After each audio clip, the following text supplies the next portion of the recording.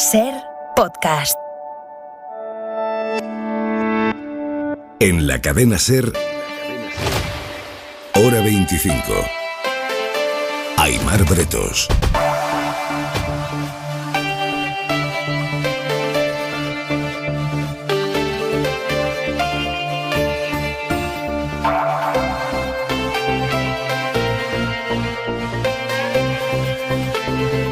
La presidenta de la Comunidad de Madrid, Isabel Díaz Ayuso, acaba de anunciar el fin de todas las restricciones de aforo en Madrid a partir del lunes que viene. Ahora vamos con los detalles, pero hablando de Madrid, dentro del asedio al que se está viendo sometido el derecho del aborto por parte de determinados colectivos de ultracatólicos y con la connivencia en mayor o menor grado de algunas administraciones públicas que avalan que en sus hospitales públicos no se lleven a cabo interrupciones del embarazo y que éstas se tengan que derivar a clínicas privadas, dentro de ese capítulo que no afecta solo a Madrid, pero sí afecta a Madrid, lo último y bastante tremendo es la denuncia de las clínicas de esa comunidad, las clínicas que sí practican estos abortos, clínicas privadas, que aseguran que el gobierno autonómico de Isabel Díaz Ayuso les está mandando coches fúnebres con féretros de adultos para recoger los restos biológicos de los abortos. Es la única comunidad de toda España en la que sucede eso, según la patronal nacional de este tipo de clínicas. Coches fúnebres, ataúdes de adultos, llegando a las clínicas en las que se practican abortos para llevarse los restos de diminutos fetos. Se hace tremendamente difícil pensar que no haya una decisión o un mensaje ideológico detrás de eso. Y las propias clínicas dicen, ya basta. Sonia Lamas, por ejemplo, trabaja en una de las clínicas de referencia en la capital, que es la Clínica Dator. Planteamos que sería bueno que la recogida no fuera tan sumamente escandalosa, con un coche fúnebre, con los féretros con distintos tamaños, cuando sabemos además que esto lo que está provocando es que los grupos antielección que han hecho fotografías, que lo han colgado en sus redes, alertando y diciendo que en la Dator, además de asesinar a niños, asesinamos también a mujeres. Es tremendo, esto lo vamos a analizar esta noche en Hora 25, pero antes nos vamos a La Palma porque la lava sigue derramándose en el mar, le ha ganado ya al océano 9 hectáreas, la erupción continúa a esta hora, la colada ha devorado casi 700 construcciones y deja aislados por ahora a más de 2.500 vecinos por las carreteras engullidas por esa lengua de lava. Enviado especial a La Palma, Javi Rodríguez, buenas noches. Buenas noches. La superficie de la Fajana que entra al mar mide ya 500 metros de ancho y 50 metros de altitud. Además alcanza unos 90.000 metros cuadrados, es decir, 9 hectáreas en el mar. Por lo tanto, cambia totalmente la morfología de la isla con un avance de unos 250 metros según las estimaciones y a falta de que se publique el informe de Copernicus de hoy. El delta se está formando además sobre una superficie marina de poca profundidad que se alarga aproximadamente unos 200 metros. Pasada esa distancia hay un escalón y superado el escalón cabe la posibilidad del colapso del propio delta. No obstante, el comportamiento del Cumbre Vieja y sus consecuencias pues es impredecible. Lo que sí sabemos es que no ha terminado, se estima que dure al menos 55 días. No obstante, su capacidad destructiva puede ser mucho mayor de la conocida hasta el momento. En la costa del río de lava está a punto de destruir la arteria principal que abastece el agua a las viviendas y los cultivos de la zona incomunicada.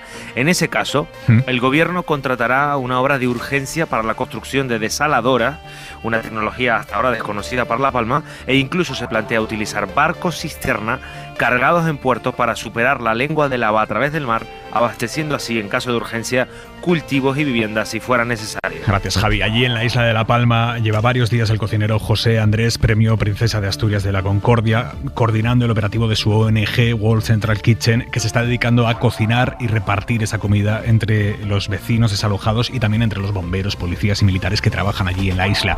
Nuestro compañero Carlos Cano acaba de hablar con él. José Andrés lleva años cocinando para víctimas de emergencias o desastres naturales, incluyendo 2 volcanes en Hawái y Guatemala, pero en La Palma se ha vuelto a llevar una sorpresa. Lo que yo me he encontrado es una maravillosa explosión de empatía, de gente ayudando a gente abriendo sus casas a gente que las han perdido. La ONG World Central Kitchen cuenta con un food truck abierto 24 horas, pero José Andrés insiste en que lo más importante no es cocinar. Comida sin distribución no vale para nada en una emergencia.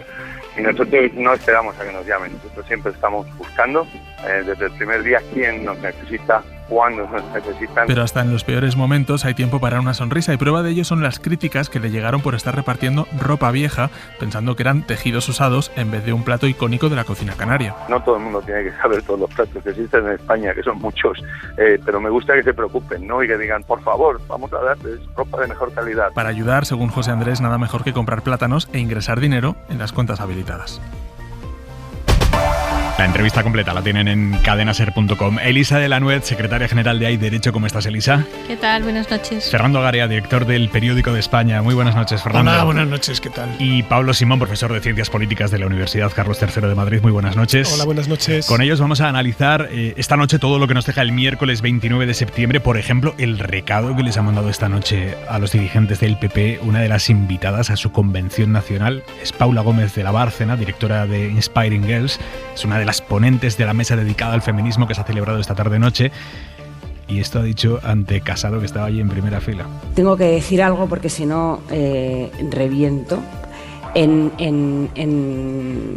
esta convención hay menos representantes femeninos que en cualquier consejo de administración del IBEX. Yo estoy convencida de que hay muchísimas mujeres que hablarían de los temas que habéis abordado igual de bien que los invitados que habéis traído. Buscadlas, por Dios, las hay, están ahí, y de verdad, no quiero que se me malinterprete, no lo digo por cuotas, no lo digo por paridad, lo digo por justicia. De verdad, hay mujeres para hablar de estas cosas, para hablar de economía, de finanza, de medio ambiente, de industria, de todo eso hay unas expertas increíbles.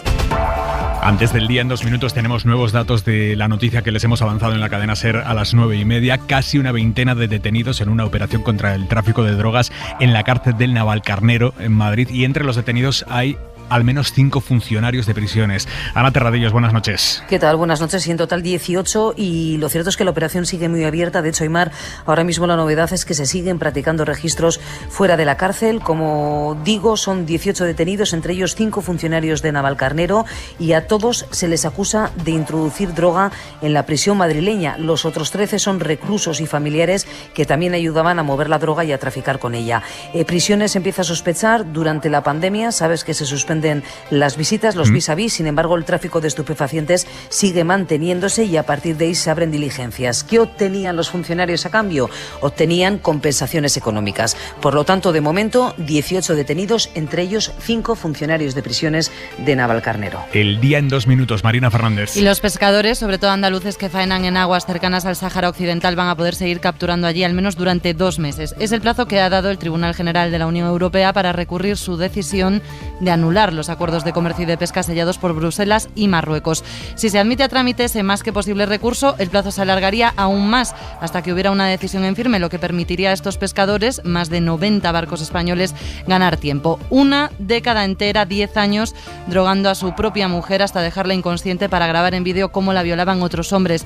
Es la historia estremecedora del día, que deja 45 detenidos en Aviñón, en Francia, entre el marido, de 69 años, y los violadores, de entre 24 y 71. La víctima tiene ahora 67 años.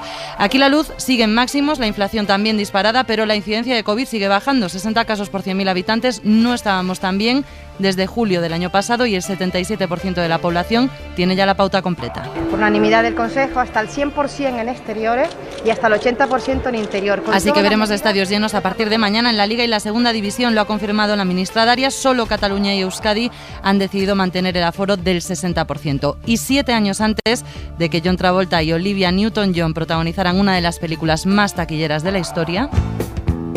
¿Te has dado un garbeo para venir a verme? ¿Denny? Sí, soy Denny. No me gastes el nombre. ¿Pero qué te pasa? 7 años antes se estrenó el musical de Gris, que ahora cumple medio siglo. Aprovechando el aniversario, este sábado regresa a los escenarios de Madrid en su versión española. Gracias, Marina. Y en la contra de hora 25...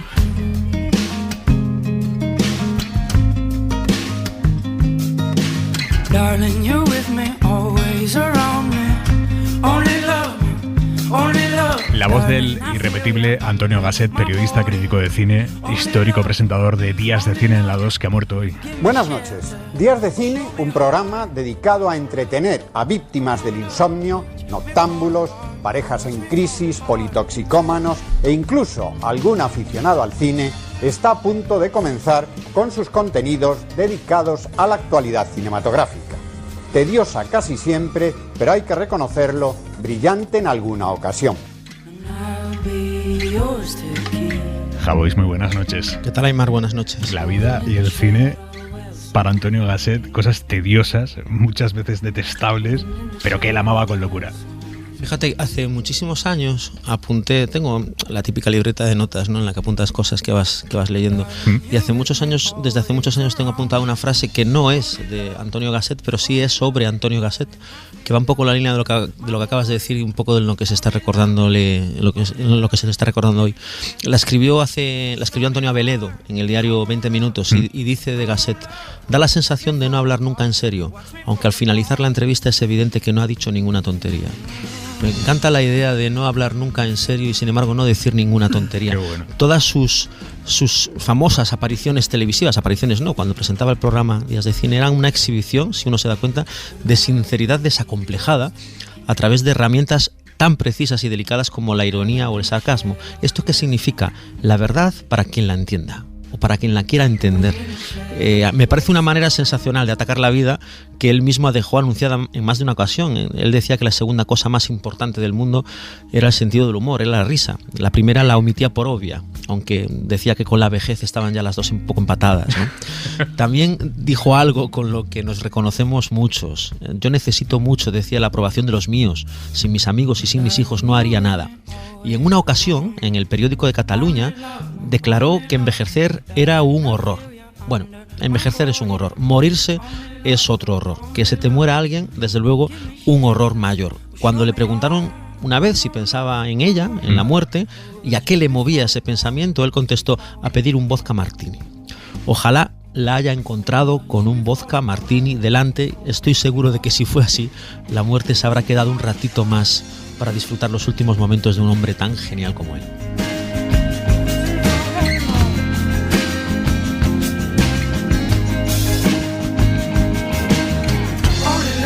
Javois, hasta mañana, un beso. Un beso, Aymar, hasta mañana. Darling, you're with me forever and always. Give me shelter or show me heart, and watch me fall apart, watch me fall apart. De la política que nos afecta a todos, que es la política de los bolsillos, los precios se disparan en septiembre un 4% interanual según el adelanto del INE, un 4% que es muchísimo. Desde septiembre de 2008, y acuérdense de cómo estábamos en septiembre de 2008, no llegábamos a esas cotas, y el INE lo atribuye a la subida de la electricidad y en menor medida a los carburantes y los paquetes turísticos, pero el grueso es la subida de la electricidad. En este mes de septiembre que termina mañana, la electricidad en el mercado mayorista, ojo, ha vivido un subidón tremendo, 8 récords distintos en un mes, el último hoy, 189 euros el megavatio hora. El recorte de cargos e impuestos que anunció el gobierno a mitad de mes atenúa el impacto de todo esto en la factura de las familias, pero lo atenúa, no lo impide. Y el recibo estará por encima de los 100 euros para un hogar medio, según el modelo de Facua, que, como sabemos, saca de ahí a las segundas viviendas para que no distorsione el cálculo. Todo esto, como decimos, dispara el IPC, los precios. Javier Ruiz, buenas noches. ¿Qué tal? Muy buenas noches. Y a raíz de los precios de la electricidad, ¿sube todo lo demás? Sí, un 4% está subiendo el IPC, y esto confirma lo que ya hemos comentado algunas veces, que la subida de la luz la pagamos en pan, porque la subida de la luz es todo. Es lo que pagamos en el supermercado, lo que pagamos en comida, lo que pagamos en absolutamente todo. Es la mayor subida en 13 años, desde el año 2008. Y recordemos que esto está siendo mucho y sobre todo muy rápido. El mes pasado la subida era del 3,3%. Este mes ya es del 4%, y Funcas estima que estos precios van a seguir subiendo hasta el 4,5%. Así que hay, primero, una subida y segundo, un efecto pobreza. Recordemos qué va a pasar con las nóminas. Las pactadas por convenio suben un 1,7%. Las del salario mínimo, los más pobres, suben las de convenio un 1,9%, las del salario mínimo un 1,7%. Sí. Así que efectivamente lo que tenemos es la mayor subida de precios desde 2008 y uno de los mayores empobrecimientos en nómina desde hace mucho, mucho tiempo. Y todo esto es lo que hemos vivido ya. hay un temor, y es lo que se conoce en economía como efectos de segunda ronda, y que, en fin, básicamente significa que esto permee, que esto cale a todos los precios, y está empezando a pasar. La clave en la subida de salarios sin inflación y sin energía y sin alcohol y sin tabaco está disparándose ya. Tenemos 3 décimas más, estamos en el 1%, así que ahora mismo, Aimar, tenemos un problema y ya veremos cómo podemos pararlo. En mitad de este debate hoy en el Congreso, en la sesión de control al Gobierno, la vicepresidenta Yolanda Díaz ha aportado algunas cifras sobre los beneficios de las eléctricas. Le voy a dar un dato que usted puede cotejar en Eurostat. Los beneficios sobre ventas de las eléctricas españolas se sitúan en el 18,5%. La media europea es del 10,5% y la media alemana es del 5,6%. Pero le voy a dar otro dato que es del Banco de España. Los beneficios sobre ventas de las eléctricas españolas en relación a todas las empresas de nuestro país es del doble. Mañana, por cierto, va a estar Yolanda Díaz en Hoy por Hoy con Ángeles Barceló a las 8:30, a las 7:30 en Canarias. A pesar de estos datos sobre los beneficios de las eléctricas, Javier, estas empresas han elevado hoy la presión al Gobierno y mandan cartas a 500.000 de grandes clientes, cartas diciéndoles que tienen que renegociar los contratos con ellos, o les suben el precio de la luz o les cortan el suministro. Tanto Iberdrola como Endesa van a empezar a mandar estas cartas a estos 500.000 usuarios, en torno a 500.000, porque según dicen, las últimas medidas del Gobierno hacen inviables los contratos que tienen firmados ya con ellos. Sí, se está enviando cartas a los grandes consumidores. Son 500.000 grandes consumidores de electricidad que son básicamente grandes empresas, pero que consumen el 70% de la energía del país. Así que esto es lo que se está renegociando ahora, el 70% del consumo eléctrico. ¿Qué dicen las eléctricas? Las eléctricas dicen no hemos roto ningún contrato todavía y dicen seguimos vendiendo a pérdidas todavía. Pero dicen a partir de aquí no podemos vender en números rojos, no podemos vender a costa de nuestra quiebra. Lo que están diciendo es vendemos electricidad a 50, pero el Gobierno nos obliga a pagar impuestos por 80. No podemos perder en todos los contratos. Así que lo que le están diciendo a los grandes consumidores es durante 6 meses renegociamos y pagáis de más para volver después a los contratos antiguos o alternativa número 2, las eléctricas, Iberdrola y Endesa, que son las dos que lo están haciendo, os pagan 3 meses de compensación y damos el contrato por roto definitivamente, con la posibilidad de que ellos vendan esta luz a precio real, es decir, a los 189 que ha costado a día de hoy.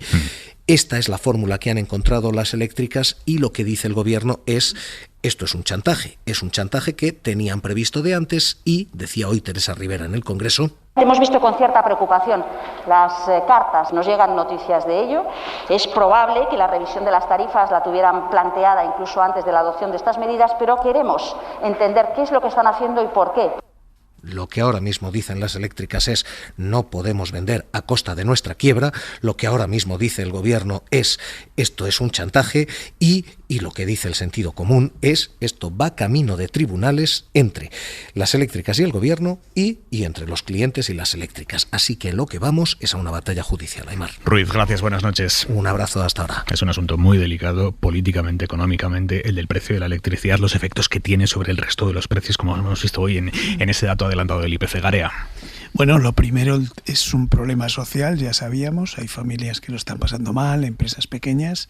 Es un problema político porque al Gobierno de alguna forma le supone un inconveniente grave este tema en un momento en el que además intentaba un cierto despegue. Es un problema económico porque algunas de las previsiones se pueden venir abajo. Ya vimos la semana pasada el informe sobre las previsiones que había hecho el Gobierno y que fue un pequeño desastre, y creo que para la recuperación puede afectar.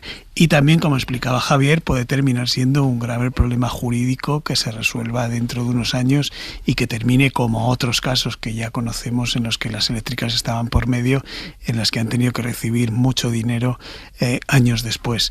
Yo creo que en esa espiral estamos ante un inconveniente que tiene su base en un problema exterior, todos los problemas que hay con la energía en todo el mundo, los gasoductos, etcétera, pero que aquí desde luego tiene unos tintes que tienen que ver también con unas empresas en una determinada situación que no renuncian a tener esa situación, que como ha explicado la ministra tiene un diferencial con otros países y con empresas de otros países europeos y que deberían también ser conscientes de que están ante un problema reputacional grave, que aunque funcionen en un régimen casi de monopolio, creo que tienen ese problema y deberían ser conscientes de que lo tienen. Lo que ha hecho hoy Yolanda Díaz me ha recordado la estrategia del gobierno esta nueva de contar las cuentas de estas empresas, la manera en la que José Blanco solucionó, entre comillas, el problema de los controladores, dando a conocer el sueldo de los controladores. Pues esto es un poco la misma estrategia, pero en esta espiral me da que no está la solución. No sé si hay alguna posibilidad de llegar a algún tipo de acuerdo, de diferir todos estos beneficios de las empresas en un momento en el que la gente lo está pasando mal, pero desde luego vamos a un problema bastante grave que vamos a padecer todos, como explicaba Javier Ruiz. Elisa. Sí, totalmente de acuerdo. Yo creo que además empezamos también con un tema de datos que es muy importante, ¿no? Porque yo realmente no conocía los datos que ha dado la ministra y entonces ya vamos a tener esta guerra de datos, digamos, de un lado diciendo cuáles son los beneficios, de otro lado las eléctricas explicando que van a la quiebra si asumen estas rebajas. Entonces yo creo que lo primero para cualquier debate público de un cierto rigor es tener bien los datos, ¿no? Y que la ciudadanía conozca pues de qué estamos hablando, ¿no? Y efectivamente me parece que además el tema luego va a tener una repercusión jurídica tremenda, ¿no? Porque hemos dicho aquí algunas veces que realmente yo no creo que nadie tenga mejor asesoramiento jurídico que una eléctrica española, se lo pueden permitir claramente, y es que además aquí la regulación es muy compleja porque tiene la parte pública, pero luego tienes también efectivamente la parte de los contratos privados, a su vez con grandes empresas que también tienen legiones de abogados muy bien preparados, con lo cual esto tiene también una pinta efectivamente de guerra judicial que ya veremos en unos años que termina, y no, lo que sería desde luego muy preocupante es que termine como ha pasado otras veces, efectivamente, con un desembolso del contribuyente a estas empresas, ¿no? Por lo tanto, un problema que tiene muchísimas aristas que desde luego hay que enfocar con el mayor rigor posible, y que yo creo que aquí sería muy importante tener información, digamos, rigurosa para entender exactamente cuál es, digamos, la posición de cada uno. Pablo. Sobre si se puede coger un par de estas aristas. La primera es que es evidente que el precio de la energía es uno de los componentes que puede lastrar la recuperación económica,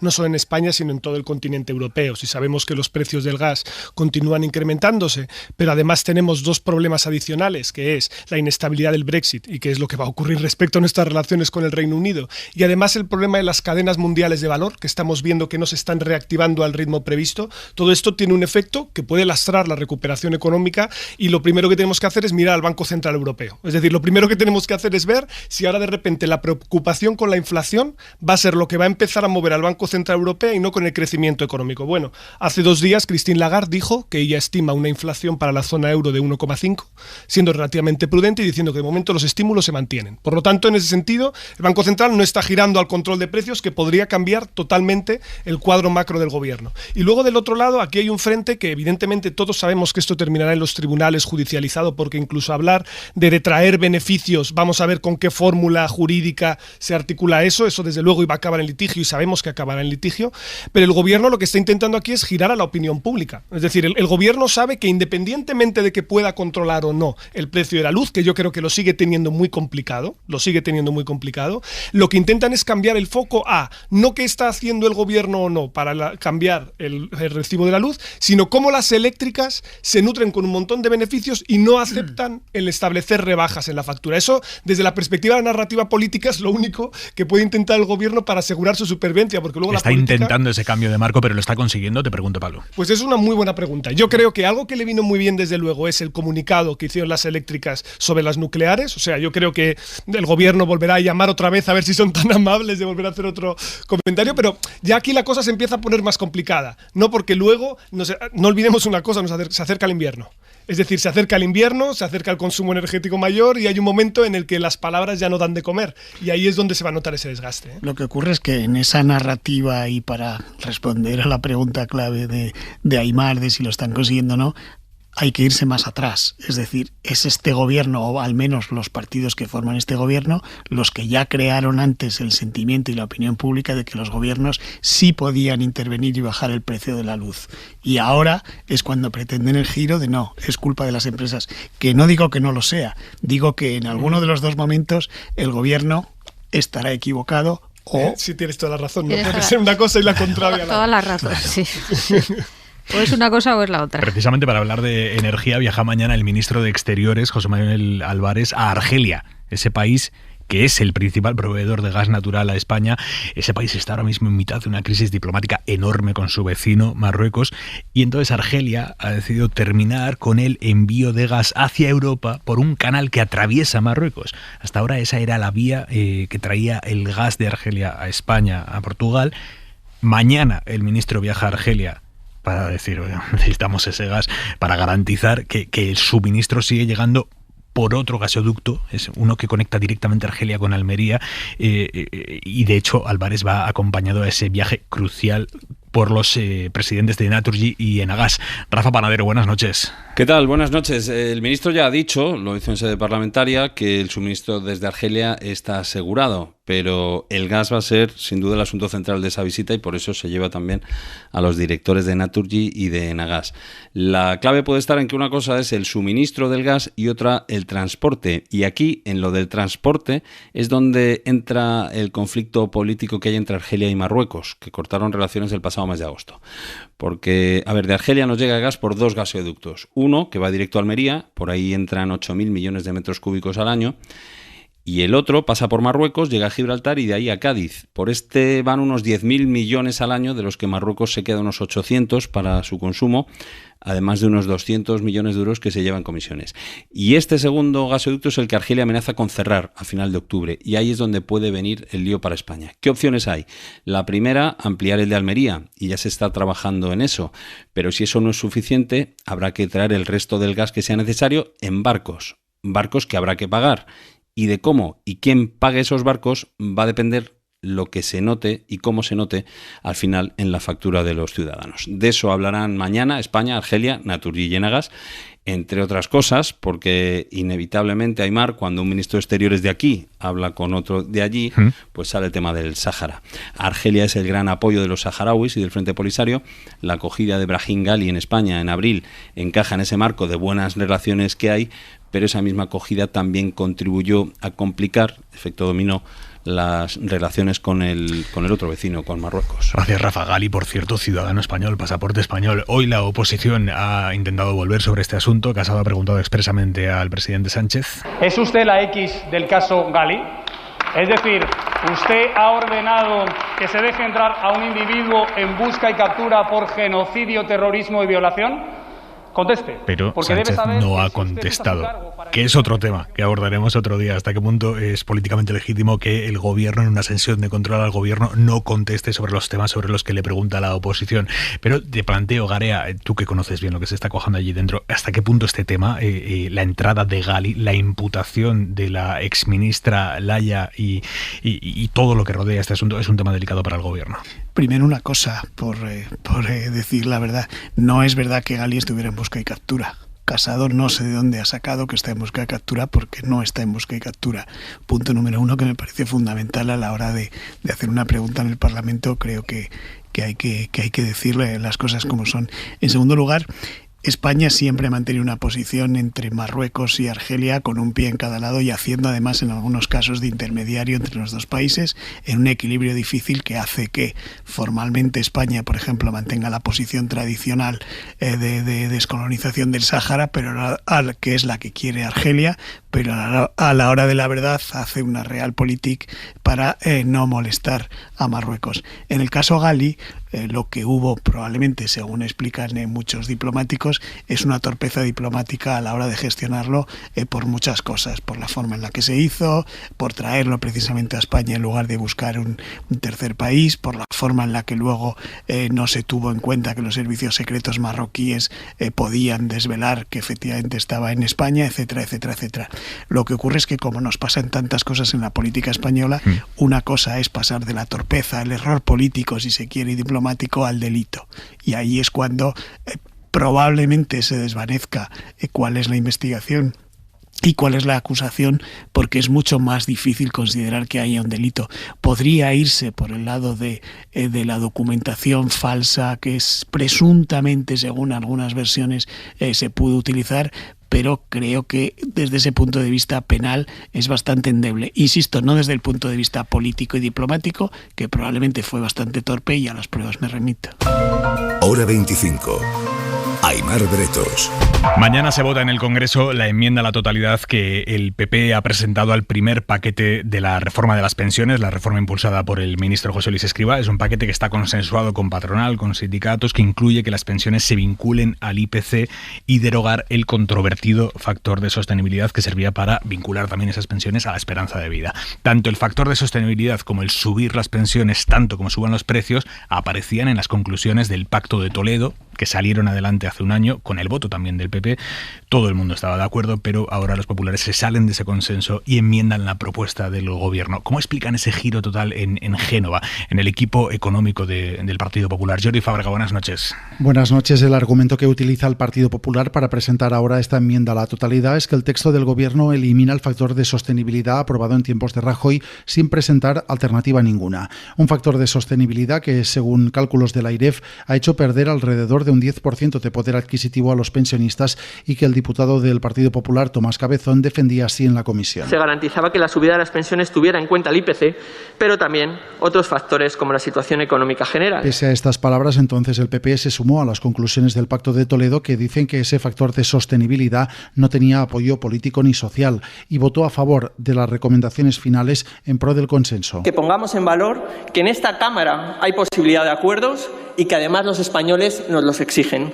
Y permítame que recuerde, señorías, que los españoles a los políticos nos demandan soluciones y no que seamos los que creamos problemas. Aunque ya en ese momento, pese a votar a favor, pedían al Gobierno que fuera coherente en el desarrollo normativo de las recomendaciones. Esperemos que el Gobierno, que el señor Escrivá, opte por un estilo realista, centrado, que cuente con nosotros para el desarrollo normativo y no derive en un estilo surrealista. Ahora el PP se desmarca de la reforma que el Gobierno pactó con patronal y sindicatos, presentando una enmienda a la totalidad y ensalzando la reforma que Rajoy aprobó en 2013, una reforma que quedará en la práctica derogada con la ley que se discute mañana en el Parlamento. Se lamentaba hoy el ministro Escrivá, Pablo, de que no haya consenso tampoco en este asunto. Y decías que hay un asunto más de Estado que el asunto de las pensiones en que nos tengamos que poner de acuerdo, no se me ocurre. Desde luego, porque si algo fundamental tiene este tipo de reformas es que necesitas ofrecer la mayor certidumbre posible a personas las cuales están haciendo una serie de planes y decisiones de vida y por lo tanto cualquier reforma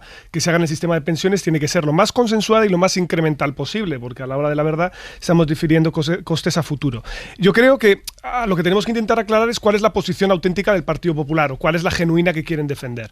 La del Pacto de Toledo, en el consenso que se llegó en la comisión, es básicamente que el factor de sostenibilidad de 2013, el cual aprueba en aquel momento Mariano Rajoy, pero que nunca entra en vigor, porque fijaos que la negociación presupuestaria con el PNV en 2018, antes de que le hicieran la moción de censura, derogan la aplicación, la retrasan, por lo tanto este no ha llegado a entrar nunca en vigor, ahora se deroga definitivamente. Bueno, el Partido Popular está de acuerdo en el Pacto de Toledo con esto, junto con la indiciación de las pensiones con el IPC, con otras cuestiones que hay cierto consenso, ¿no? Sacar gastos impropios como pensiones de viudedad u orfandad de la parte de la seguridad social, vale.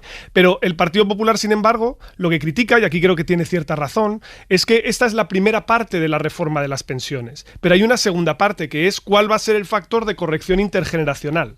Es decir, ¿cómo se va a compensar un hecho que todos sabemos que va a ocurrir? Que es que los baby boomers se van a jubilar y lo van a hacer con pensiones máximas, porque todos han cotizado por el máximo. La mayoría de ellos van a ir a unas pensiones, estoy citando de memoria, cuyas máximas son 2.200, 2.300 euros al mes. Estoy citando de memoria, ¿eh? Claro, esto ya es más incluso que el salario medio.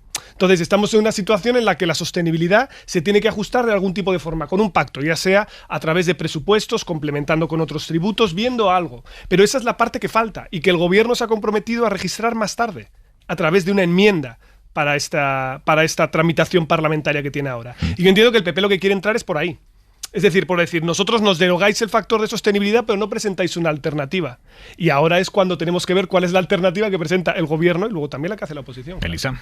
Sí, totalmente de acuerdo. Yo creo que el tema, efectivamente, bueno, decís un gran acuerdo. Bueno, tampoco fueron capaces de ponerse de acuerdo durante la pandemia, ¿no? Entonces, esto de los grandes acuerdos de Estado, que hay que estar todos a una.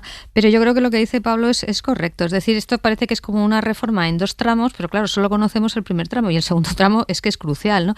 Y yo como generación, como miembro de la generación del Baby Boom, yo creo que estas cosas hay que plantearlas ya. No podemos estar defiriendo esto. Vamos a jubilarnos muchísimo en los próximos años y te veo preocupada. No, pero yo lo digo además porque yo hablo lógicamente con la gente de mi generación y todos tenemos claro que demográficamente no es sostenible. Eso yo creo que lo tenemos todos clarísimo. Te puede gustar más o menos, pero es que es así, ¿no? Entonces a mí sí me parece que, hombre, tener este debate ya y no decir, bueno, no, la siguiente fase ya veremos, ¿no? Porque claro, esto es un debate incómodo para cualquier partido, para todos los partidos, ¿no?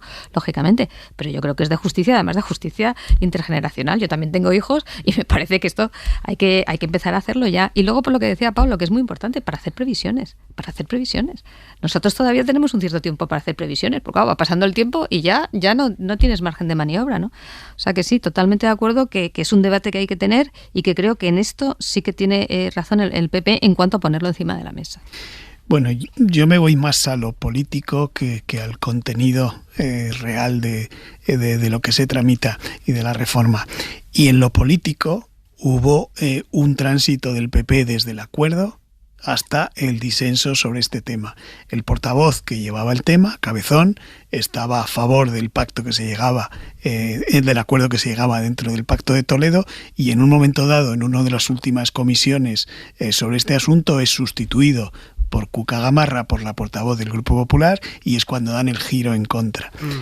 Que no tiene una lógica desde mi punto de vista política, porque lo que hace es que el PP defiende una posición que es el anterior factor de sostenibilidad, que es peor, por simplificarlo, para los pensionistas. Luego no tiene lógica que, estando en la oposición, un partido se meta en el lío de defender una posición más que impopular, ¿no? Que es perjudicial para los pensionistas.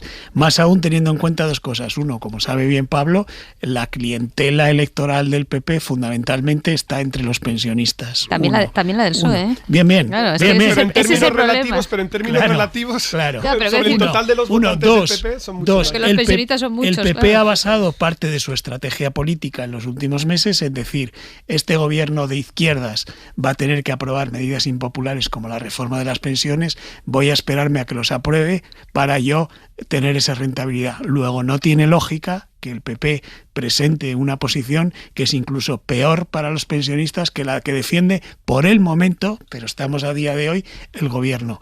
¿Cuál es la lógica, por tanto? No vamos a apoyar nada que vaya a presentar el gobierno en el Congreso, y por eso es importante ese tránsito desde el apoyo al Pacto de Toledo al no.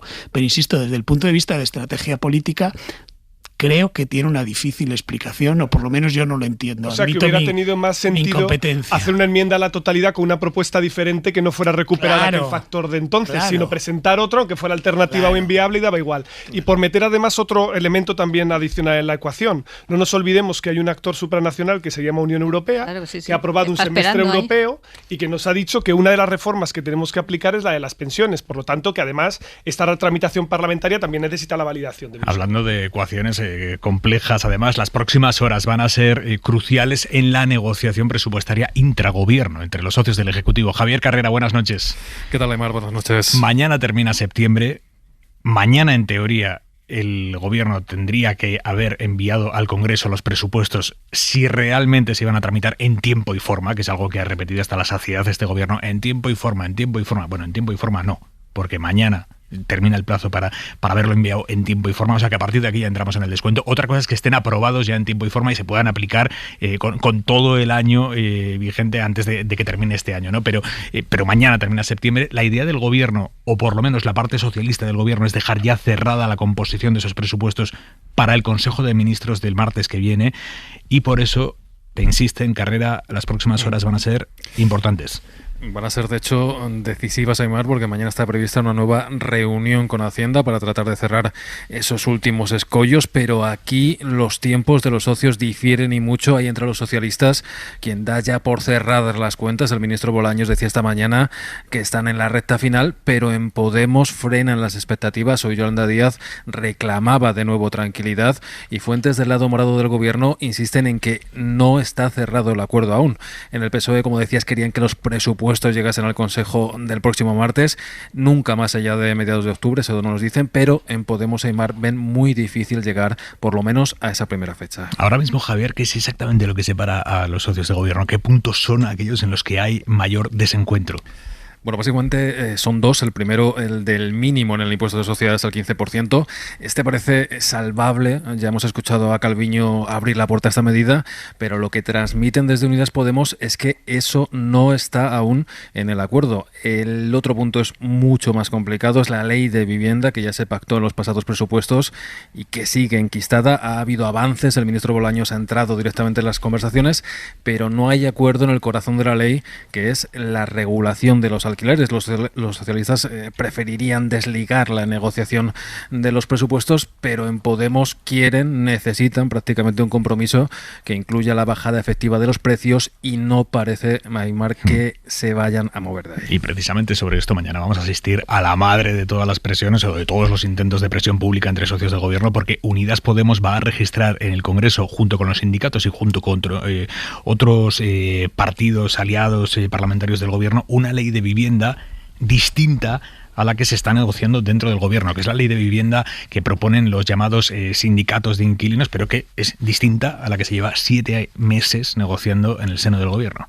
Sí, y es un mensaje además en doble el que lanza el socio minoritario, porque por un lado está esa presión sobre la medida, sobre la ley de vivienda, con un texto que incluye la regulación de los precios de los alquileres, que es precisamente lo que está atascando la negociación en el gobierno, y por otro, no es casualidad, Podemos se rodea de partidos como Esquerra, como Bildu, cuyos votos son necesarios para sacar adelante las cuentas públicas.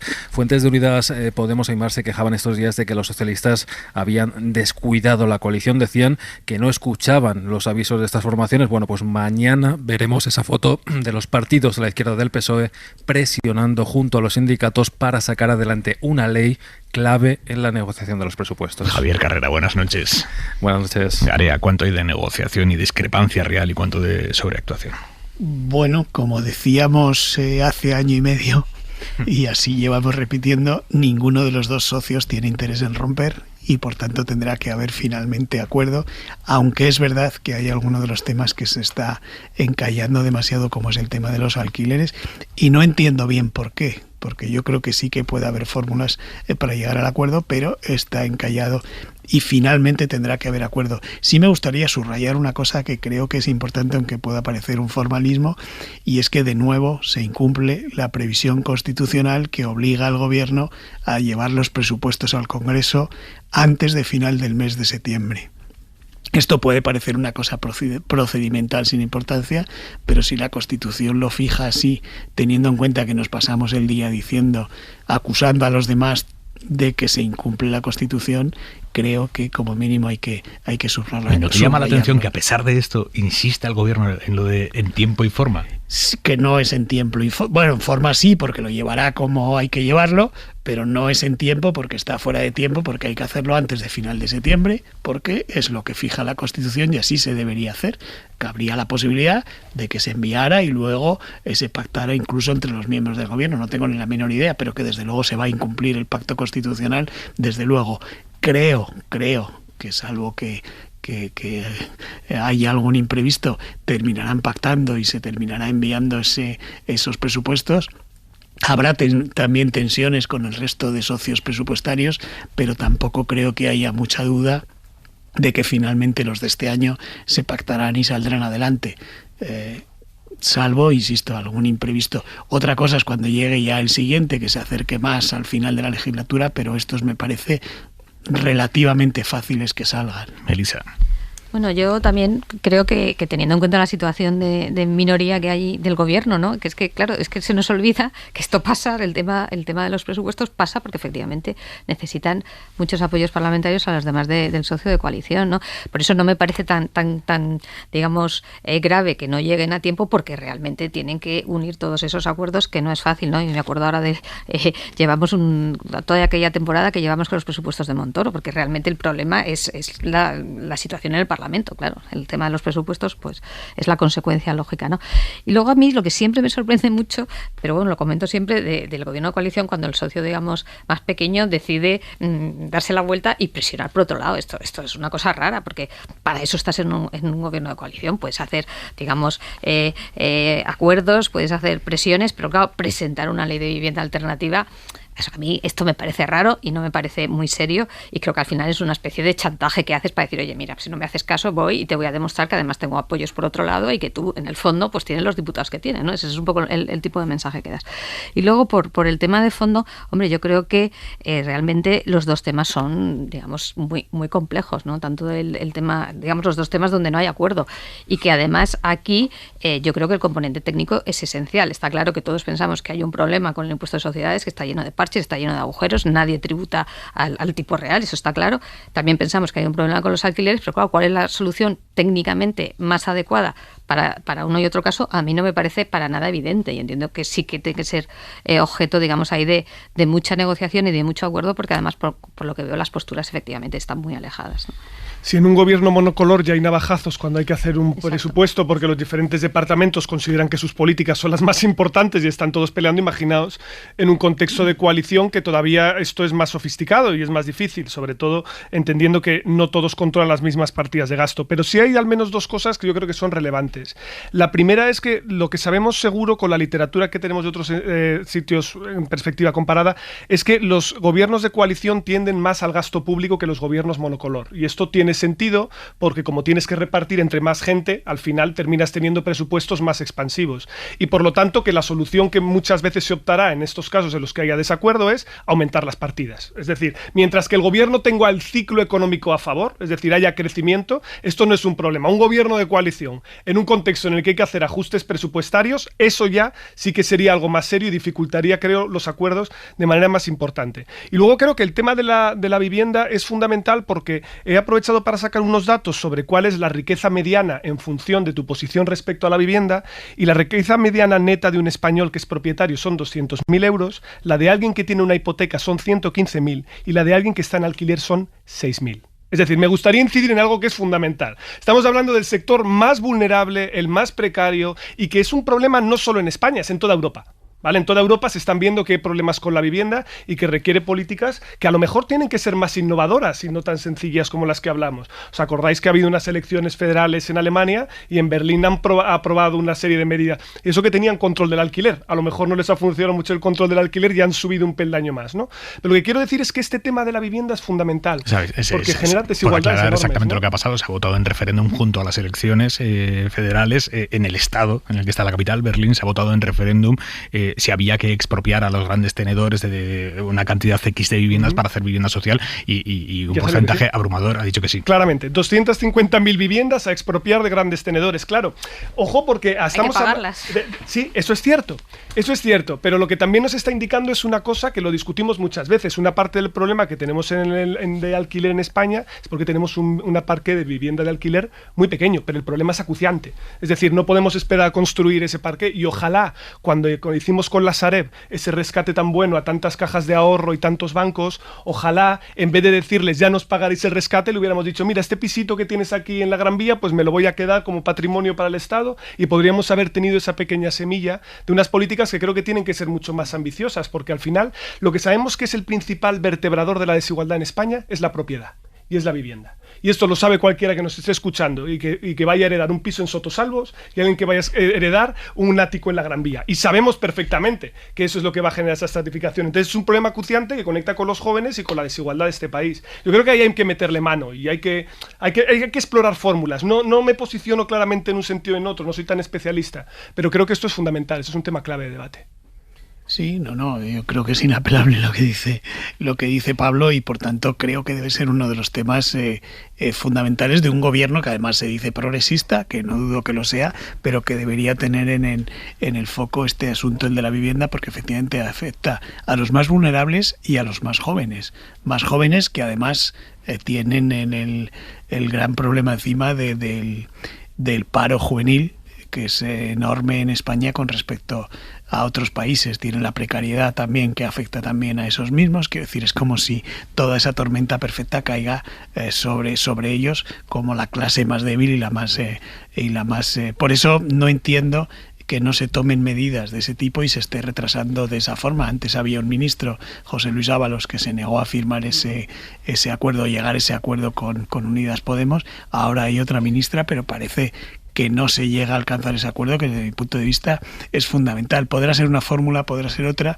Pero hay que verlo bien también por el tema jurídico, porque yo estaba pensando lo mismo que con las eléctricas. Estas son cosas súper delicadas, las tienes que hacer fenomenal. Me parece bien las fórmulas innovadoras, pero si no también te puedes ver abocado a infinitos pleitos, a mucho coste también para el Estado. O sea, que es un tema fundamental, pero a medirlo muy bien, ¿eh? Sí, pero fíjate que lo contrario, y enlazo también con las eléctricas, te lleva a un tema que hablamos un día aquí en la tertulia, que es la impotencia del poder político totalmente de acuerdo, frente al poder económico y el judicial a la hora de tomar medidas necesarias para un país, teniendo en cuenta que además tenemos una Constitución que habla del interés general y todas estas cosas. Y el derecho a la vivienda. Estos pequeños detalles que están incluidos estos, pero fíjate que si llegamos a la conclusión de esa impotencia del poder político, la verdad es que es tremendo. Pero fijaos cómo hasta una reforma en la ley de vivienda se puede vender a Europa como una mejora en la competitividad del mercado de trabajo español, por una razón muy sencilla.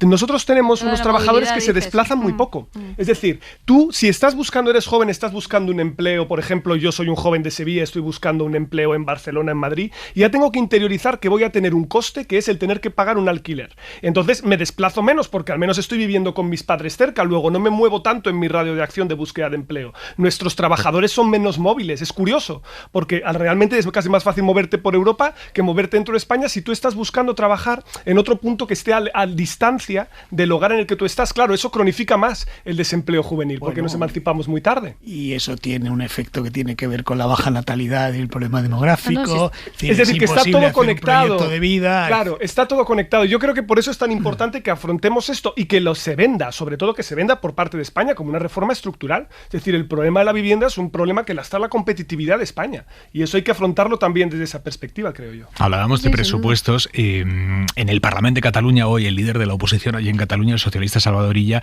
se ha ofrecido a apoyar los presupuestos catalanes del gobierno de la Generalitat, que es el gobierno de los dos partidos independentistas mayoritarios, Esquerra y Junts per Catalunya, y ya ha dicho: señores, yo les apoyo los presupuestos para que no tengan que depender de la CUP, que está intentando tirar de Aragonès de nuevo hacia la unilateralidad. Albert Prat, bona nit. Bona nit. La próxima etapa que deberá superar el presidente es la de negociar los presupuestos post-Covid este otoño. A pesar de sus críticas, el líder de la oposición, Salvador Illa, está dispuesto a sentarse con el govern. No cal que sigui el més independentista de la Càmera, si no aconsegueixen amb majoria d'investidura. De hecho, ha avisado a Aragonès que no hace falta tener el apoyo de los más independentistas de la Cámara.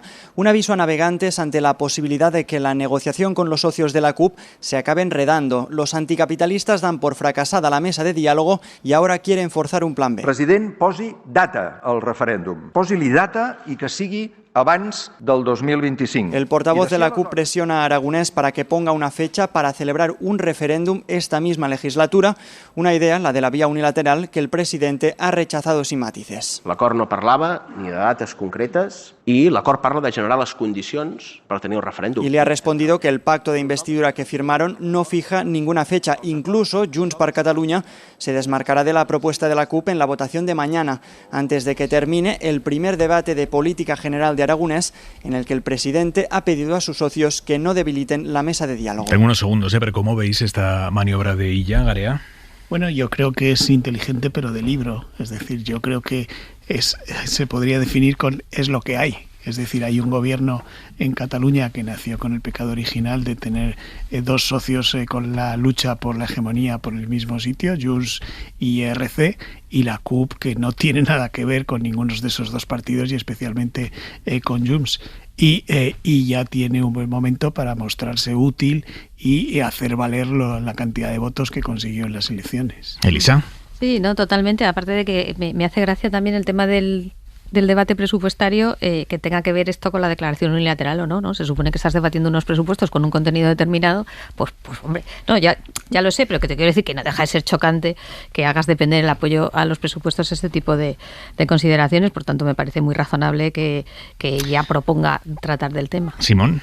Bueno, consigue creo que 3 cosas muy sencillas. Primero, intenta vender centrismo al apartar a la CUP. Segundo, intenta fracturar más al bloque independentista, sobre todo entre la CUP, pero también con Junts. Y tercero, aprovecha también el hecho de que el gobierno de España va a necesitar los apoyos de Esquerra Republicana. Venga, volvemos ahora con toda la actualidad política, pero antes, si ahora mismo ustedes entran en YouTube, no les va a costar nada encontrar todo tipo de material antivacunas. Ya no solo referido al coronavirus, sino antivacunas en general. Tú sí tienes cerebro y no te dejas doblegar por ese maldito heteropatriarcado vacunador.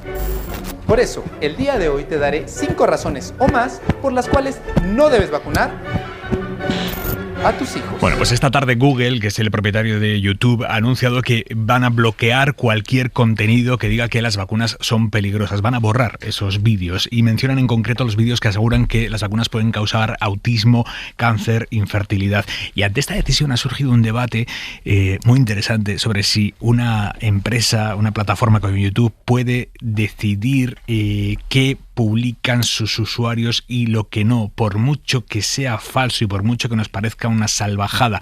¿Hasta qué punto la empresa privada puede coger y decir yo borro todo lo que yo considero que no es verdad de una plataforma así? ¿Y qué opinan los expertos? Claudia Platero ha hablado con ellos. Para Borja Atsuara, experto en derecho digital, va en contra de la ley censurar contenidos y opiniones personales. Y si lo que se publica es ilegal, dice que no solo habría que borrarlos, sino denunciarlos a la policía. Si no es ilegal, ¿por qué lo borran? Porque la Constitución española ampara la libertad de expresión y de información, y el único límite que pone es el que diga la ley, especialmente el Código Penal. Desde la plataforma Salud Sin Bulos explican que en debates de este tipo tiene que estar por delante la salud pública, que la desinformación sobre las vacunas pone en peligro a mucha gente. Ricardo Mariscal es su portavoz. Los bulos de salud no son inofensivos. Los bulos de salud son noticias falsas que afectan a la salud de todos. Es lógico que ceda los términos de la libertad de expresión en este caso, porque son muy dañinos. Ambos coinciden en que los bulos en redes se difunden rapidísimo. Para Atsuara, partidario de que las redes no censuren, la solución es luchar y desmentir la desinformación. Para Mariscal, los bulos también se difunden en privado,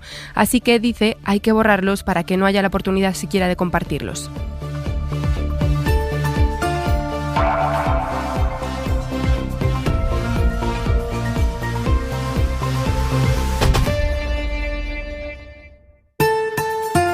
Hora 25. Aimar Bretos.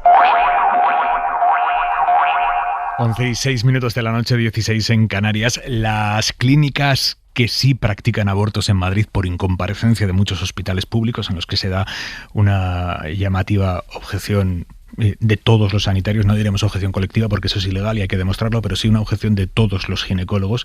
Las clínicas que sí practican abortos, clínicas privadas, denuncian que el gobierno autonómico, la Comunidad de Madrid, les manda coches fúnebres con féretros de adultos a recoger los restos biológicos de los abortos. Aseguran que esto es la única región de toda España que lo está haciendo. Se lo venimos contando hoy en la SER. La Consejería de Sanidad de Madrid dice que solo lo hace en algunos casos, cuando los fetos ya tienen un tamaño, y se ve que ahí sí consideran que es necesario mandar un coche fúnebre con féretros de adultos para recoger fetos que ya tienen un tamaño.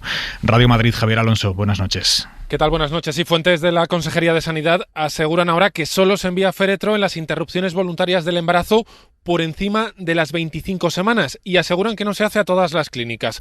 Una de las que denuncia esta práctica es la clínica Dator, una de las 7 que hay en la Comunidad de Madrid. Sonia Lamas Millán, su portavoz, asegura que luego esas imágenes de féretros son utilizadas por los grupos antiabortistas en sus campañas de coacción a mujeres. Planteamos que sería bueno que la recogida no fuera tan sumamente escandalosa, con un coche fúnebre, con los féretros. Lo que nos dice la patronal española de estas clínicas es que esta situación solo se da aquí en la Comunidad de Madrid. Desde el gobierno regional, en cambio, creen que la denuncia no es más que una cortina de humo, vienen a decir, de los socialistas. Escuchamos a Enrique Osorio, el consejero portavoz. El gobierno de Pedro Sánchez la debe estar haciendo mal para que esto sea una noticia, y que el precio de la luz debe estar subiendo muchísimo para que esto sea una noticia. En el fondo digo, oye, pues lo tenemos que estar haciendo bastante bien. Y si vamos a los papeles, lo que aparece en el Reglamento de Sanidad Mortuoria de la Comunidad solo establece que el traslado de cualquier resto humano, como por ejemplo los procedentes de abortos, pero también,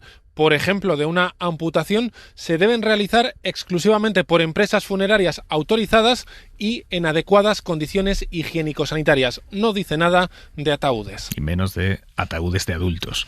Javier, gracias. Y mientras tanto, el PP continúa su convención nacional, la convención que Casado celebra con el partido este fin de semana. Ahora se están celebrando estas, jornadas previas, aunque forman parte en sí de la convención. Esta noche, tarde-noche, en una de estas jornadas previas, a los dirigentes del PP les ha sacado los colores una de las invitadas a la mesa del feminismo. ¿Qué ha pasado allí, Mariela Rubio? Buenas noches. Buenas noches. Pues que la última de las mesas redondas de esta jornada, que se llamaba Feminismo Liberal, una manera para el PP de desmarcarse del feminismo que representa la izquierda, durante el debate una de las ponentes, Paula Gómez de la Bárcena, directora de la organización Inspiring Girls, ha afeado al partido la escasísima presencia de mujeres en la convención. Estas suponen menos del 25% del panel total, y al menos 5 de las mesas redondas, Aimar, están formadas íntegramente por hombres. Esto decía Paula Gómez de la Bárcena. Tengo que decir algo porque si no reviento. En esta convención hay menos representantes femeninos que en cualquier consejo de administración del IBEX, que hablarían de los temas que habéis abordado igual de bien que los invitados que habéis traído. Buscadlas, por Dios, las hay, están ahí por justicia y por generosidad con las siguientes generaciones que necesitan tener esos referentes. Hay mujeres para hablar de estas cosas, para hablar de economía, de finanza, de medio ambiente, de industria, de todo eso hay unas expertas increíbles. La moderadora Belén Hoyo de la Ejecutiva Popular se ha excusado diciendo: en este partido hay muchas mujeres que han roto muchos techos de cristal, como Aguirre o Ayuso. Más allá de este episodio, Mariela, los de Casado están pletóricos hoy, os lo decían, por las muchas muestras de apoyo que está recibiendo el líder del PP. Claro, son muchas muestras de apoyo por parte de la gente a la que ha invitado el líder del PP. Sí, en el PP consideran vital que Casado haya recibido el marchamo como próximo presidente, no solo de exlíderes europeos, hoy mismo lo hacía así Nicolas Sarkozy. La primera vez que je l'ai vu à l'Élysée, je lui ai dit: toi un jour tu seras président du gouvernement espagnol. La primera vez que le vi en el Elíseo, le dije: algún día tú serás presidente de España. Cuando uno es fuerte y tú eres fuerte, cuando uno es poderoso y vosotros sois poderosos, la única estrategia posible es ampliarse para reunir.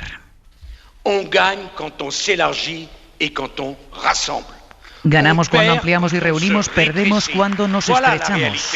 En España, en Francia y partout ailleurs dans le monde. C'est ça la voie gagnante. Esta es la vía ganadora, decía. Pero en el PP destacan que respaldos como estos se suman al aval de Rajoy, y la prueba definitiva, creen, llegará mañana con José María Aznar. Si Casado, como esperan en Génova, recibe también la bendición explícita del expresidente, habrá conseguido reforzar su liderazgo, dando imagen de unidad en un momento muy delicado.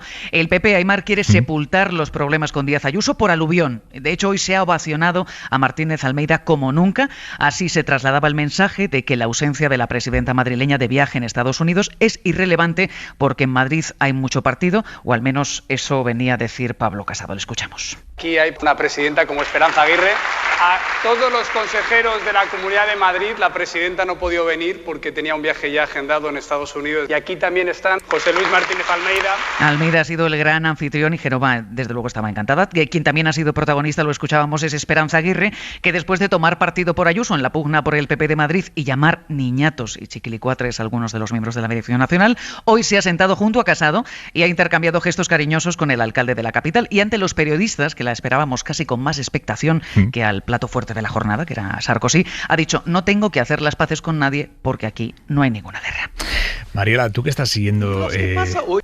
Uy, ha sido eso. Mariela, tú que estás siguiendo, te digo, las jornadas previas a esta convención, o estas primeras jornadas de la convención, mejor dicho, me decías esta tarde-noche, Aimar, esto está teniendo algo de ensalada ideológica, con recetas ideológicas muy dispares dentro de la convención. Sí, porque en esta convención el debate ideológico se mueve básicamente en el ámbito de la derecha, pero Pablo Casado ha escuchado 1000 recetas distintas hasta el momento, algunas contradictorias incluso dentro de la propia familia popular. Hoy Sarkozy era hipercrítico con la Unión Europea, ayer Donald Tusk no veía otro camino que lo comunitario, los varones han pedido alejarse de Vox en la misma jornada en la que Alejo Vidal Quadras cuestionaba el Estado autonómico, se han hecho alegatos constantes contra el populismo y en paralelo, hoy por ejemplo se ha aplaudido sonoramente a Durão Barroso porque ha venido a sumarse, aunque sin mencionarlo expresamente, a la tesis de Díaz Ayuso sobre las palabras del Papa. Y lo que pasa hoy en el debate intelectual muchas veces es que nos quieren acusar por el hecho de ser europeos, como si nosotros europeos deberíamos tener vergüenza de nuestra historia. Yo no tengo vergüenza de la historia de Europa. Yo pienso que Europa dio mucho a la civilización. Claro que Europa tiene sus problemas. Todos los países tuvieron grandes momentos de sol, también momentos de sombra. En todos los países lo sabemos eso. Pero Europa dio mucho a la civilización mundial. España ha dado mucho a la civilización mundial. El español es la segunda lengua a nivel occidente.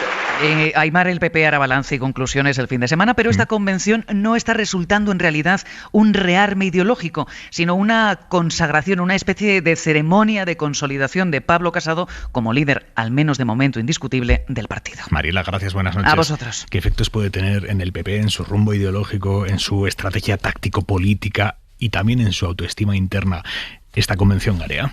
Bueno, lo primero, que el invitado sea Sarkozy, que hay que recordar y subrayar que está condenado por corrupción. Digamos que no parece un acierto a priori que además Sarkozy sea de un partido que tradicionalmente hace una especie de cinturón para no pactar nunca con la ultraderecha y con el Frente Nacional. Creo que también es significativo teniendo en cuenta que en España hay posibilidades de que pacten con Vox. Esa ensalada ideológica de la que hablabas, que me parece brillante definición, está buscada expresamente por Casado, que ha participado directamente y muy directamente en la organización, y lo que busca es precisamente coger todas las opciones posibles diría que desde donde termina la extrema derecha o incluso un poco más allá hasta donde empieza el Partido Socialista e incluso un poco más allá, con la idea esta de que lo que hay que hacer es sumar y agrupar todo, como le recomendó Aznar y como hizo Aznar, por cierto, a principios de los años 90. Eso es justo lo que busca Casado en esto, y ese rearme no sé si llegará, pero sí que busca ese fortalecimiento del liderazgo, lo que no sé si le dará resultado, pero es evidente que busca eso. Y creo que uno de los problemas que ha tenido también se llama Ayuso. Es decir, Ayuso ha opacado en gran parte. Creo que no hay más que ver los periódicos de estos días para comprobar cómo se le ha dado más metros cuadrados en los periódicos a Ayuso en su viaje a Nueva York que a la convención del Partido Popular. Escucha lo que acaba de decir Isabel Díaz Ayuso esta noche en esa entrevista desde Nueva York a Telecinco. Dice, sí lo tenemos, sí. Isabel Díaz Ayuso, hablando, le preguntaban, ¿pero va a eclipsar usted a Pablo Casado? A partir de este lunes vamos a quitar todas las restricciones de aforos. Este no es el problema. Bueno, esto también es noticia, por cierto, lo venimos comentando ya en Ser Más, por si alguien se acaba de incorporar. A partir del lunes en Madrid se eliminan las restricciones de aforo, pero decía Isabel Díaz Ayuso, yo no voy a eclipsar en ningún caso a Pablo Casado, Garea. Bueno, yo creo que lo ha conseguido. Yo creo que esto es evidente en minutos en los medios de comunicación y en los periódicos. Yo creo que se puede comprobar perfectamente. No pienses en un elefante, que decía claro. Que no, yo no estoy eclipsando al líder. Yo creo que aquí hay dos elementos diferentes. Uno es el rearme ideológico y desde la perspectiva intelectual, la propia convención del Partido Popular yo creo que ha quedado muy descafeinada respecto a las previsiones que tenían. Acordaos que hablaban de la visita de Anna Applebaum o Steven Pinker como verdad, intelectuales de gran volada. Les han plantado a 2 semanas en una situación en la que al final ha habido momentos incluso de tensión durante la propia convención, cuando por ejemplo Edurne Uriarte y Alejo Vidal Cuadras sobre el Estado autonómico se han encarado directamente en una discusión muy bronca sobre si el Estado de las autonomías funcionaba o no. Es decir, que también esto señala que desde la perspectiva del rearme ideológico yo aquí no estoy viendo nada más allá de difuminar contornos y más que otra cosa, ¿no? Desde la perspectiva de los apoyos internacionales, fijaos, el Partido Popular esencialmente ha traído a líderes que ya están fuera de la política. Y yo creo que esto señaliza una cosa que no hablamos mucho, pero que a lo mejor habría que incidir más: la crisis de los conservadores europeos. Es decir, hablamos mucho de la crisis de la socialdemocracia, que nos acompaña, creo que desde que tengo uso de razón, hablando de esto, pero es que hoy, salvo Mitsotakis en Grecia, no hay muchos primeros ministros conservadores en Europa. Es decir, después del mal resultado de la CDU, en Francia los conservadores están fuera, la derecha convencional está fuera, Reino Unido fuera, Portugal fuera, Dinamarca fuera, los escandinavos fuera. Es que los conservadores tienen también un problema, tampoco había muchas puertas que tocar. Y yo sí que pienso que en el fondo aquí lo que está haciendo Pablo Casado es reafirmarse a sí mismo como líder, traer incluso algunos elementos externos que vienen de Ciudadanos, ¿no?, como Girauta, etcétera, para que le digan que lo ha hecho muy bien y que va a ser un gran presidente y un gran líder, cerrar filas con los varones que son afectos y a partir de ahí arrancar, entre comillas, curso político, porque tampoco hay mucho más. Y yo creo que incluso no solo la propia Díaz Ayuso, sino que la actualidad ahora mismo esté más en La Palma que allí, pues hace que no estemos hablando tampoco mucho de la convención, que yo entiendo que ellos esperaban que fuera un gran fogonazo, ¿no?, para arrancar el curso político. Elisa de la Nuez. Sí, totalmente de acuerdo. Yo creo que, bueno, por un lado, por la parte de los líderes que han traído, pues efectivamente, ¿no?, gente un poco ya fuera y con el apunte de Sarkozy, que encima está condenado por corrupción, que con el historial que tiene el PP, pues hombre, uno pensaría que podían ser un poquito más cuidadosos, ¿no? Totalmente de acuerdo en lo que es cerrar filas y, bueno, yo creo que ese objetivo está conseguido. En cambio, la parte ideológica, que me parece que tenía, o por lo menos se había presentado como más trascendente, me parece que ha estado flojita, por así decirlo, y con algunas, digamos, enfrentamientos efectivamente curiosos, si es que has coordinado mínimamente la gente que se va a sentar ahí y lo que van a decir, ¿no? Por eso, totalmente de acuerdo, yo creo que les ha quedado un poquito deslucida, vamos a decirlo así, ¿no? Oye, una pregunta que quiero trasladaros: ¿qué gana Ayuso criticando al Papa? Después de que el Papa pidiera perdón a México, bueno, con motivo de los 200 años de la independencia de México, el Papa, sabéis, mandó una carta reconociendo errores muy dolorosos, decía, cometidos durante la conquista de América. Hacía referencia al perdón que él mismo ha pedido ya por los pecados, decía el Papa, que se cometieron entonces. Ayuso salió ayer y hoy ha seguido criticando estas palabras del Papa, el ayusismo. Digamos, todo el mundo que rodea a Ayuso ha salido criticando estas palabras del Papa. ¿Qué es exactamente lo que gana Ayuso con esto? Eso tiene su público, ¿no? No sé si sabéis, el libro este de Elvira Rocabarea lleva 18 ediciones, me parece, la última vez que pasé por una librería, ¿no? El de La leyenda negra. La leyenda negra, es decir, hay mucha sensibilidad con este tema, porque además se usa mucho, lógicamente, en las guerras culturales en México y en más sitios, con lo cual yo creo que hay un público ahí muy receptivo a esta idea de, oye, esto de fustigarnos por el pasado colonial, encima el Papa, no sé qué. O sea, que a mí me parece que eso tiene un público, quizá más del lado, digamos, de la derecha, lógicamente, pero existe, ¿eh? Pero ya más arriba en la confrontación no le queda a nadie. No le queda a nadie, ¿no? Con el número 2, digamos, confrontando, ¿no? Hombre, le queda el número 1, No, desde luego, a ver, porque también este papa es percibido como un papa de izquierdas, sí, es decir, y como un papa que está comprando todas estas narrativas más woke, etcétera, y por lo tanto se quiere confrontar con él, porque es verdad que hay sectores importantes en la derecha que están enfadados con este sumo pontífice, y además el hecho de que, claro, esto de tocar el tema del descubrimiento toca mucho a la fibra nacionalista española. Lo que pasa que el Papa Francisco no es el primer papa que pide perdón por los abusos que se cometieron durante el descubrimiento y la conquista de América. Adela Molina, nuestra compañera Adela Molina, ha estado buceando en el archivo papal y es que Francisco no es ni de lejos el primero que pide perdón a América Latina. Hace 30 años Juan Pablo II ya pidió perdón en un viaje a la República Dominicana en 1992 para conmemorar precisamente los 5 siglos de la evangelización de América. En un encuentro con las comunidades indígenas, Boitila dijo que no podía olvidar los enormes sufrimientos infligidos a los pobladores del continente durante la época de la conquista y la colonización. Hay que reconocer con toda la verdad, sentenció, los abusos cometidos. 15 años después, en 2007, fue Benedicto XVI. Lo hizo tras un viaje a Brasil en el que se le criticó precisamente su silencio en este tema. El recuerdo de un pasado glorioso no puede ignorar las sombras que acompañaron el proceso de evangelización del continente latinoamericano. No es posible, de hecho, olvidar el sufrimiento y las injusticias injusticias infligidas a los pueblos indígenas por los colonizadores que a menudo pisotearon sus derechos fundamentales. Francisco, que es argentino, es por tanto el tercer papa que pide disculpas por los excesos de la colonización, el primero, eso sí, latinoamericano, tras un pontífice polaco y uno alemán. Gracias, Adela. Vamos a ponerle al programa ya el punto y 25. Soledad Gallego Díaz. Hace un ratito, entre las 8 y las 9 de esta noche, el precio del megavatio hora batió en España todo su récord, por encima de los 208 euros. Pero el precio de la electricidad no es el único problema con el que se enfrenta el suministro de energía en estos meses. También la escasez.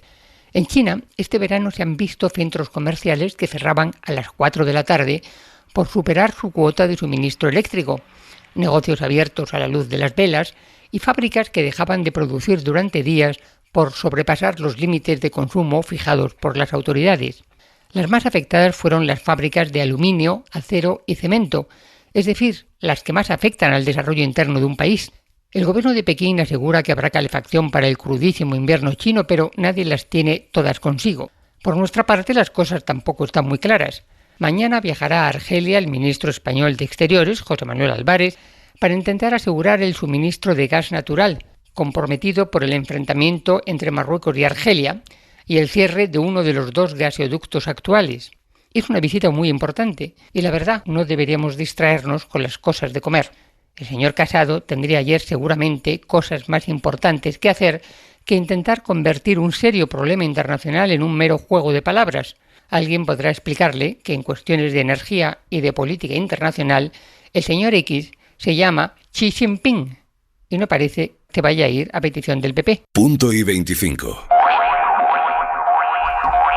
Carreño, tengo aquí a Garea preocupado por el futuro de Koeman, que por cierto ha hablado y sigue insistiendo en que este Barça no tiene el nivel ni de lejos del de años anteriores. Sí, es verdad que posiblemente la plantilla no tenga el nivel del Barça de años anteriores. Desde luego en el banquillo no hay el nivel de años anteriores. Koeman es un desastre como entrenador y lo está demostrando. Es verdad que la plantilla no tiene el nivel de años anteriores y Garea está preocupado por si va a ir al Wanda Metropolitano a sentarse contra el Atlético de Madrid este fin de semana. No sé si Laporta va a tener paciencia suficiente para dejarlo que se siente en el Wanda. Yo lo dudo, pero vamos a ver si también tienen dinero para echar a Koeman, porque es que echar a Koeman cuesta alrededor de 12 millones de euros y recordamos cómo está la caja fuerte del Barça. Claro. Venga, te escuchamos en nada, en unos minutos. Garea, Simón de la Nuez, muchísimas gracias a los tres. Gracias a ti, un abrazo. Buenas noches. Un placer compartir esta noche de radio con vosotros. Y nosotros nos vamos. Y como dijo el genial Antonio Gasset, que ha muerto hoy, esto ha sido todo. Evitar tentaciones como cambiar de cadena, volver al tabaco o militar en un partido político. Ser buenos, desconfiar de la política, no descuidéis el aseo personal y sobre todo amar y leer. Nada más, besos y buenas noches a todos. Suscríbete a Hora 25.